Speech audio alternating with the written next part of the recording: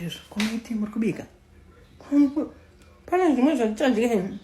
Ndapedzisa masconzi. Ndapedzisa masconzi. Mukubika nezvikunoita chi? Mukubika sadza. Ndasuka sadza zvishwa iyo. Nichinekamboyo. Very nice. Ndinokubika singopedzisa masconzi. Amunaka zvokuti cheese scones. Sketi ya red ndakauya nayo mwanangu aichakwana. Yabo ndakati tinozosvana kupi. Meti ndaona maningi dried figs aya mukabod and they're hazi sweet. I think they are healthy. Mbona anchifunga kuti aya we must take for dead. I think vangafara zvokuti nokuti ndo zvinoendana nediet dzavo dzeshoga.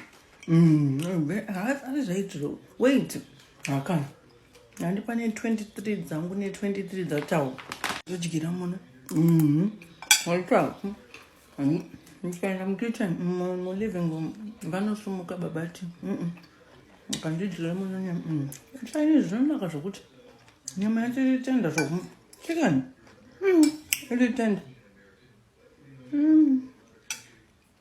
aiti mwoyo wangu wajumbunuka